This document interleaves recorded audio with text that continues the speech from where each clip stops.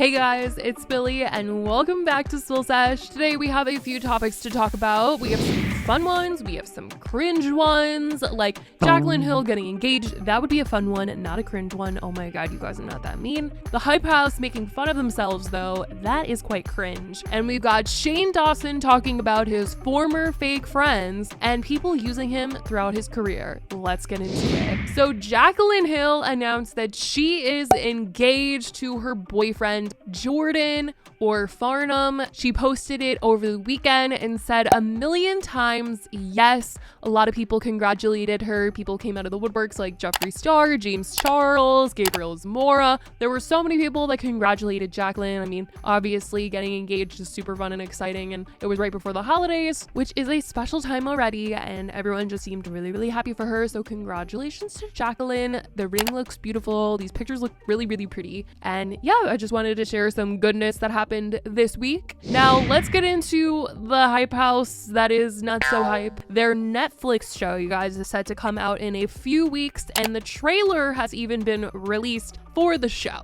And I gotta admit, I didn't know what to expect with this show. I mean, we obviously talked about how a couple weeks ago Alex Warren was on Harry Jowsey's podcast, and he was sharing a little bit about what the show was going to be about. He said that people probably have some misconceptions about what the show was going to be about, and that each member of the Hype House was going to have their own different storyline. Sometimes you're going to hate them, sometimes you're going to like them. There's a lot of stuff that's going to go down on this show. In the trailer, I was actually pretty shocked. It seemed like it was going to be pretty good. It seemed like it was all right. You know, like I had pretty low expectations for it, but it seems like Netflix was making it work. I thought that the show was honestly going to be getting canceled, and a lot of other people did as well. Like many members of the Hype House thought that the show was going to get scrapped, but they are still putting it out, and it seems like they really put the work in to make sure that if they were going to put it out, it was going to look very interesting. And it does seem like there's going to be a lot of drama and a lot of things going down, but obviously there's some hate there. There's hate coming from this whole thing. Since they made the announcement that the show is still actually going to be coming out, people have been like, who cares? This is not something that I want to watch. Netflix is canceled, blah, blah, blah, blah, blah. All these types of comments. And after teasing the show for what feels like forever, the Hype House decided to poke fun at themselves and make a TikTok where they compared their reaction to the show actually coming out to everybody else's reaction.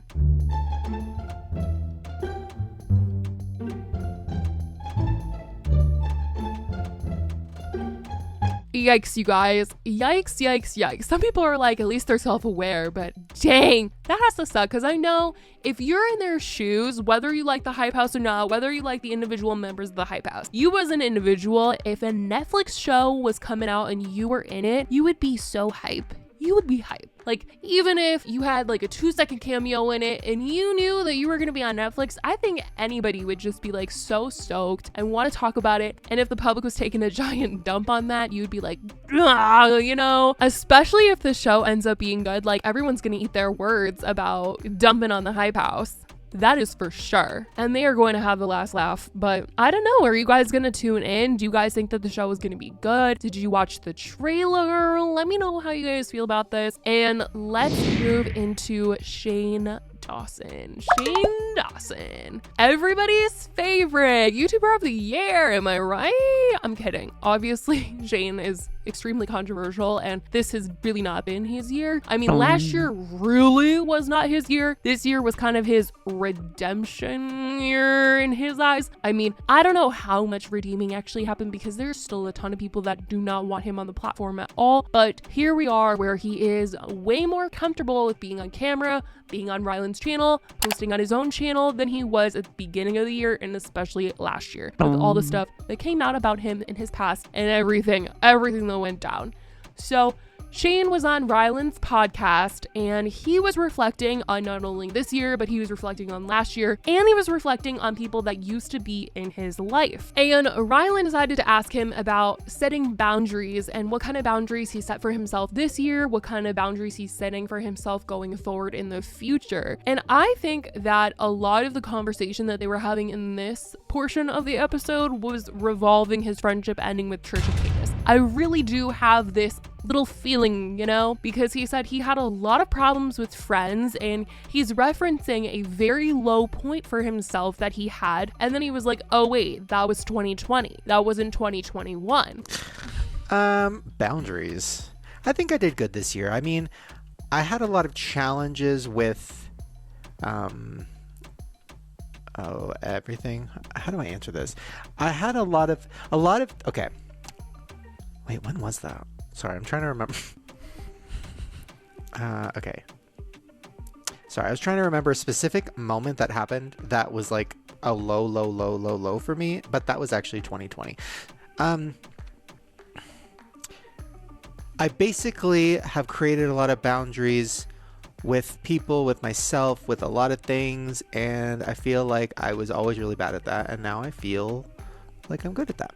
I can only think that the one person that really he lost in his life that was a very, very big deal, somebody that was always there for him, that was always on his side. And then in the end, like there was this big drama and it spiraled out and there was a lot of conversation around it and it was very public, this breakup. It was kind of like 2020, 2021 because I feel like it was still getting talked about in the beginning of this year, like in January, because Trisha was bringing it up on Frenemies. But really the ending of last year was his ending of his friendship with Trisha Paytas. And I think that is really what he's referencing in here.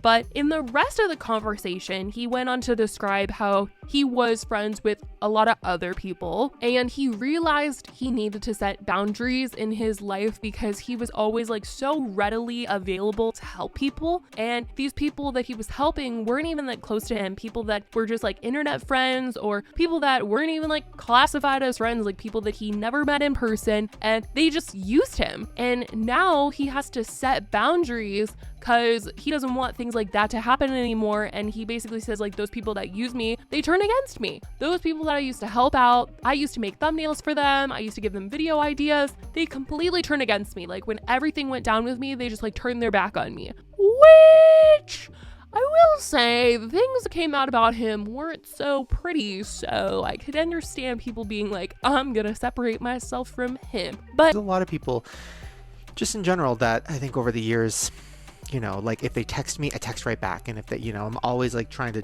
do a million things.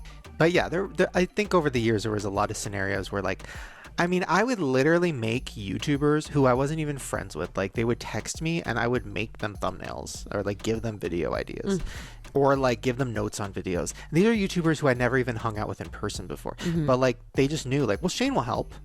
And now all those people turned on me for the most part, which is a blessing.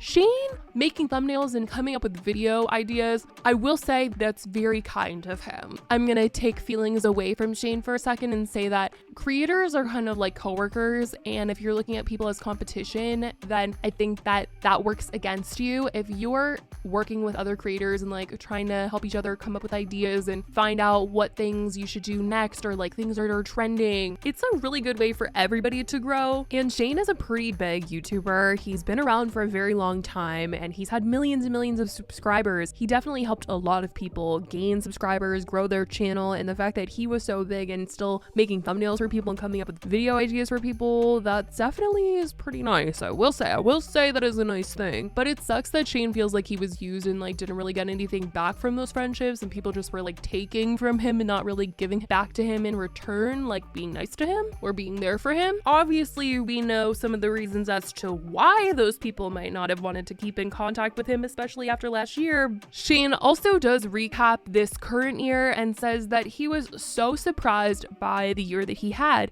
He never thought that he would upload content again on YouTube, and he did. This was his redemption year, his year that he was gonna make his comeback.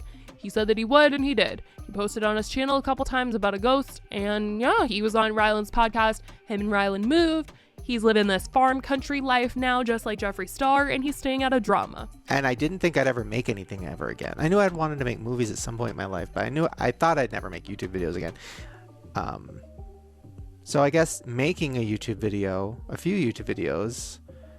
couple months ago, it wasn't a goal, but like I'm happy it happened. Like it definitely was nice to want to make stuff again. I really never thought I would. So he's pretty happy with how his year turned out. I guess good for him for staying out of trouble, you guys, because gosh, he did not need any more trouble, because if more stuff came out about him, I think everybody would have thrown up. But I definitely want to know what you guys think about him coming out and talking about people that used him talking about setting boundaries in friendships, him talking about people in his past life, like people leaving him. Oh my goodness, you guys. Let me know what you guys think about this and how he feels about how he ended his year. Let me know your thoughts in the comments down below. I love you guys so much, and I will talk to you guys in the next video. Bye, guys.